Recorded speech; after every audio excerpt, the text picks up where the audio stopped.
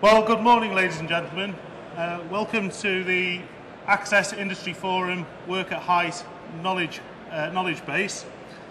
I've got the pleasure of being the first speaker this morning. My name is Simon Hughes. I'm pleased to represent the National Access and Scaffolding Confederation. And my talk this morning is going to be based upon the latest developments in the scaffolding industry. The content of my talk: we're going to look at, firstly, the latest developments in Safety Guidance number 4, SG4 as it's better known, preventing falls in scaffolding, the user guide to SG4, and the video toolbox talk, and the new PowerPoint presentation that's going to be available shortly on the NASC website.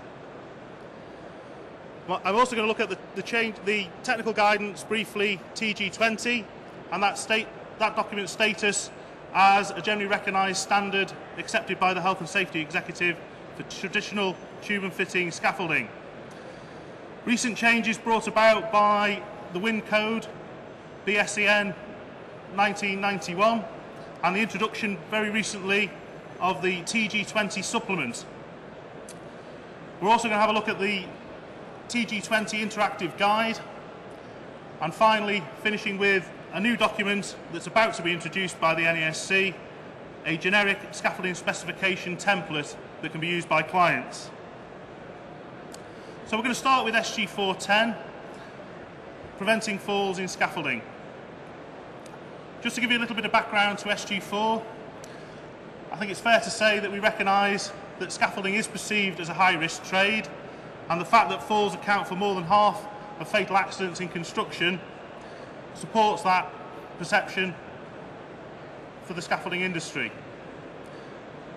We've seen major changes to our industry over the last 10 years, largely brought about by the introduction of SG4, or the major revision of SG4 in 2000, and changes to a number of the safety and technical guidance, which has had a significant impact on our industry. SG410 was revised in 2010 in line with our undertaking to the HSE that we would revise SG4 at least every 10 years. And this revision, introduced in November 2010, represents a further step change for safe working at height in our industry. So what sort of success has SG4 had since its major revision in 2000? Well, according to the NASC Health and Safety statistics, falls from a working platform or scaffold have seen a significant reduction since 2000. In 1999, we had 93 falls from height. By 2009, that had reduced to just 20 actual falls. That represents something like a 78% reduction in the actual numbers, and that's despite an increase of 18.6% in the number of operatives working within the NASC during that time. So it represents something like an 84% reduction in the accident frequency rate of the NASC membership.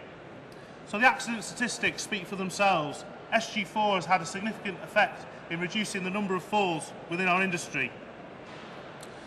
So what were the issues with SG4 dealt with in this revision? Well, we've come a long way since the early 90s. This picture is still taken from a television documentary from the early 90s, Top Banana, that followed the antics of a London scaffolding contractor. And I remember at the time, I was relatively new to health and safety, and that had quite an impact, and was certainly a talking point, certainly within the construction industry of the UK. Well, has it changed? Well, we're still seeing bad practices by scaffolding contractors in 2011. Scaffolders not wearing harnesses, incomplete working platforms, exposed to a significant risk of a fall. So we can't sit back on our laurels. We still have to recognise that we have some major issues still with the scaffolding contracting community. Sadly, on the 1st of March, we saw a fatal fall from height on the Isle of Wight. A scaffolder lost his balance, fell backwards from the scaffold, striking his head on the ground.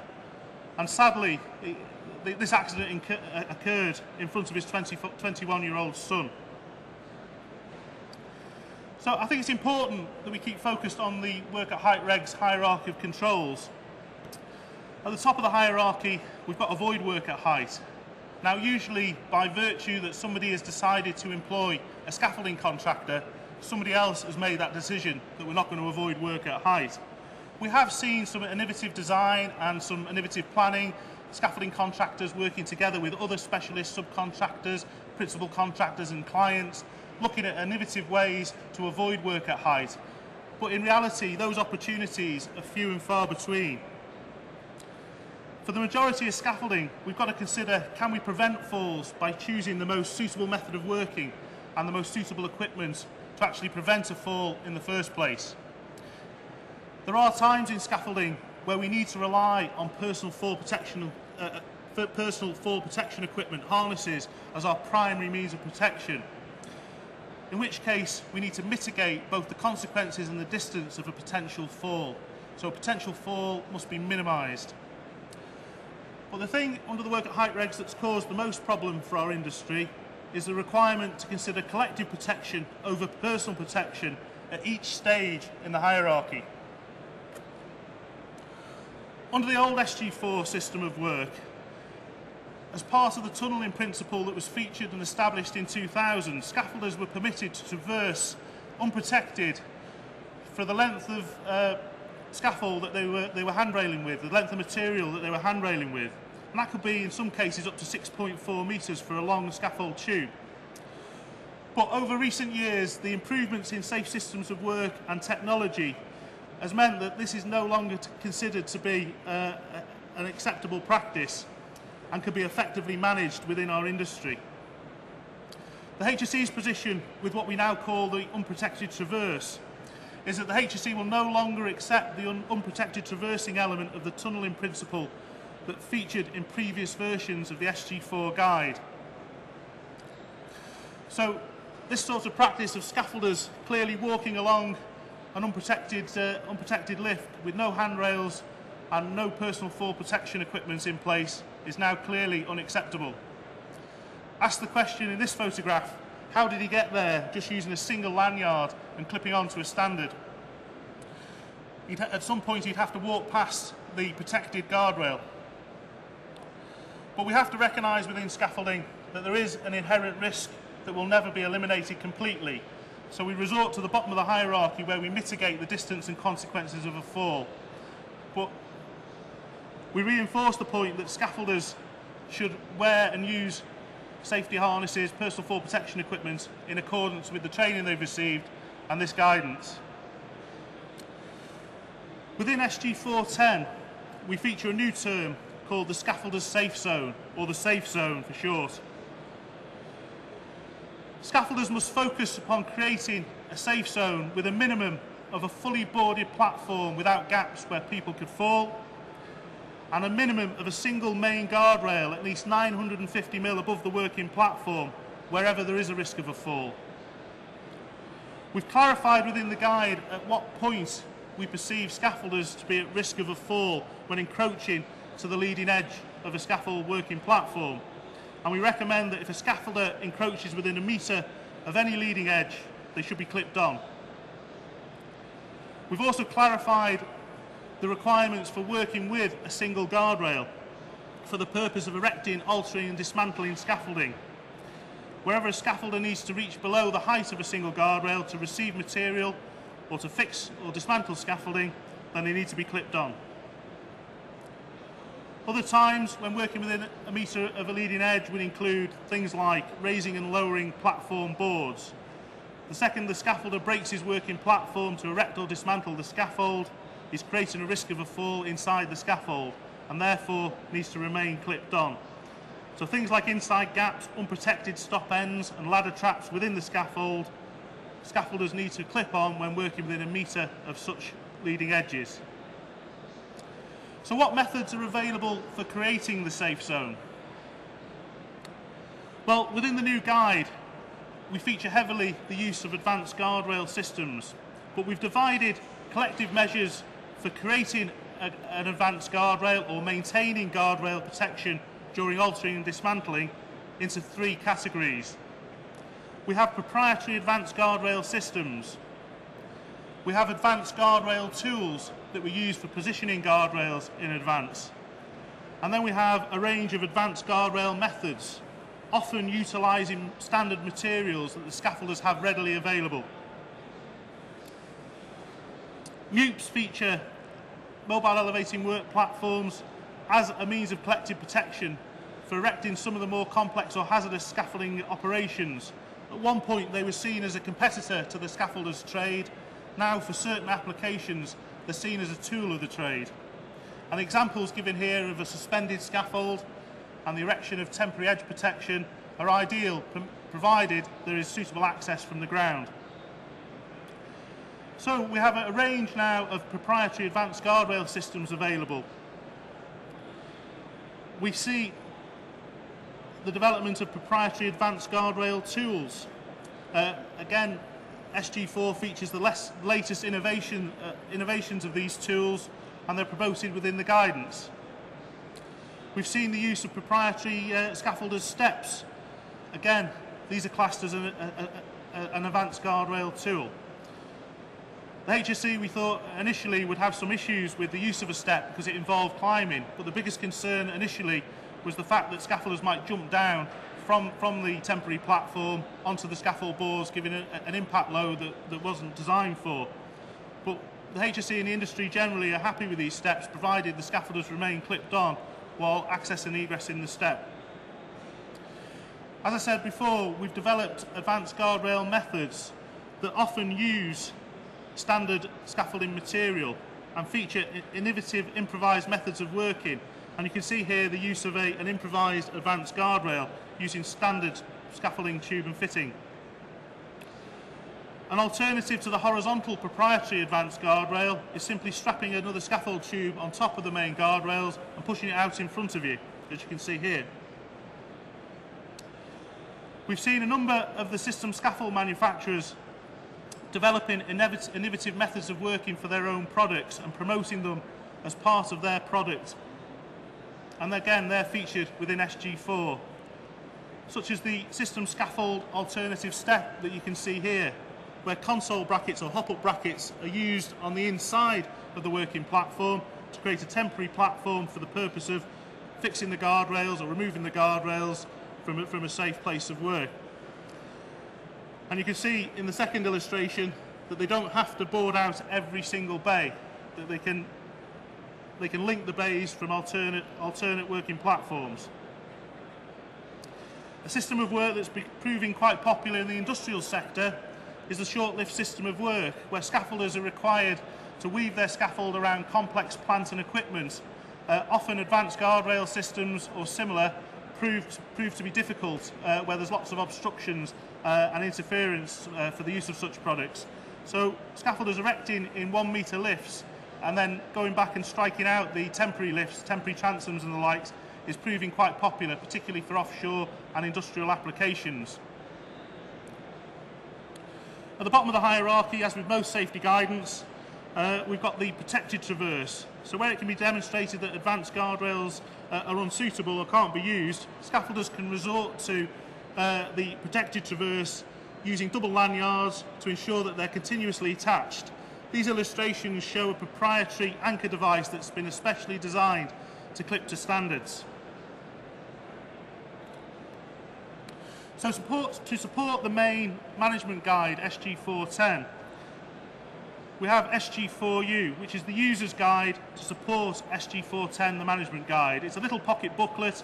It follows the previous version of SG4U. Both documents are available from the NASC as the management guide and the user guide. We have already on the NASC website a video toolbox talk with an interesting presenter. To support the video toolbox talk, coming soon will be a free to download PowerPoint presentation featuring the main requirements of SG410.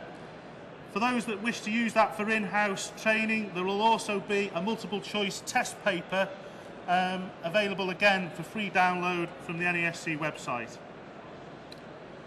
I'm going to move on now and talk about TG20 and the latest developments around this technical guidance. Again, referring back to the work at height regulations, Schedule 3 Part 2 requires that strength and stability calculations are undertaken for all scaffolds, unless a note of calculations covering structural arrangements contemplated is available, which generally is interpreted to mean the use of a generic design. Otherwise, the scaffold must be assembled in conformity with a generally recognised standard configuration. And for tube and fitting now, TG20 is the generally recognised standard for traditional tube and fitting scaffolds.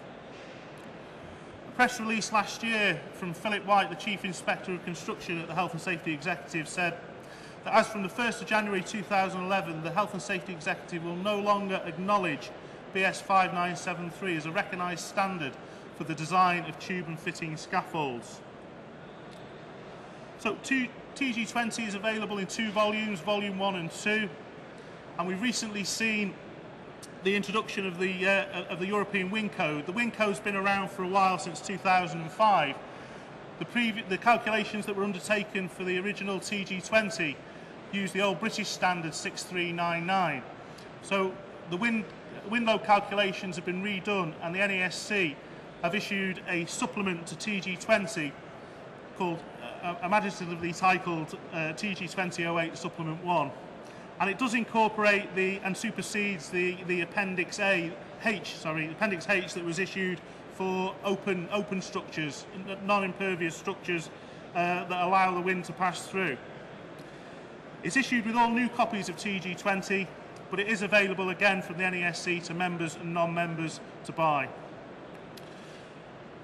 Again, as with SG4, TG20 has a video toolbox talk on the NASC website, also available on YouTube. And to support that, there is also a PowerPoint toolbox talk, again, as a free download from the NASC website. To support the PowerPoint, we have an A5 toolbox talk booklet, previously issued in A6, but it was thought that the print was too small for some of the tables, so it's now available in a larger version, A5, again available to members and non-members alike. There's a lot of talk in our industry now about the new iGuide, the interactive guide to support TG20. A lot of people attending training courses on TG20 have found it difficult to get their heads around the manual calculation for the maximum safe height tables and the likes, the safe height calculation for TG20 for standard scaffolds. So the interactive guide has been produced jointly between CADS and the National Access and Scaffolding Confederation. CADS are the software company behind the Smart Scaffolder software, which is and other design packages. It's a computer-based software package. It comes with a unique dongle. You cannot operate the software without the dongle to prevent people copying it.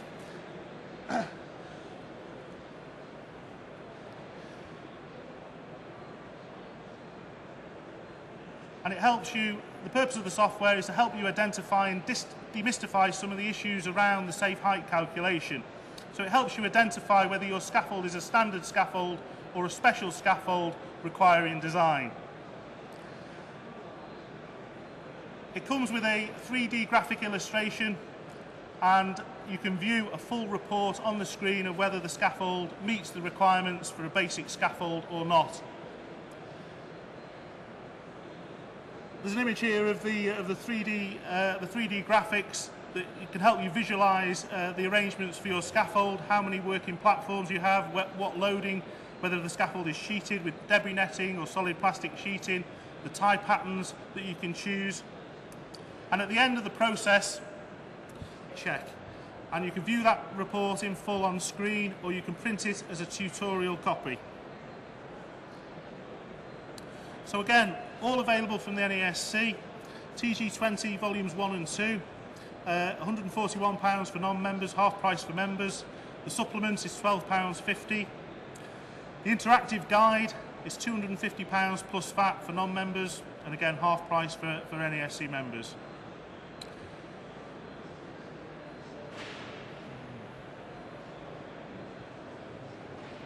The last section of my talk is about the new scaffolding specification template that's been introduced by the NASC. Over the years, we've had lots of requests from clients. Do you have a standard specification that we can use, that we can send out as part of our tenders or contract renegotiations for our scaffolding contractors? So the NASC, through the Health and Safety Committee, has published a standard scaffolding specification template. It's aimed at clients and principal contractors. It's available in a Word format, so it can be modified to suit the client's needs. It's intended to help set an even playing field for scaffolding contractors when tendering for new contracts. It includes the minimum regulations and standards that scaffolds should be erected to, so allowance could be made in the tenders. It includes the material specifications that should be accepted and the minimum requirements for testing and the material standards for various different scaffold products. It includes the requirements for training and competence of scaffolders, so you know what to look for, and you should be specifying the minimum training requirements for each gang and the supervision on site. It also covers the requirements for the design of scaffolds and the design specifications, including TG20 for tube and fitting. It covers a lot more, and we hope that it will become a useful guide and a document that will be adopted by clients and principal contractors throughout the industry to, again, help set an even playing field for scaffolding contractors in the tendering process. So that brings me to the end of my short update on changes to the scaffolding industry. I'm happy to take any questions. We have a few minutes.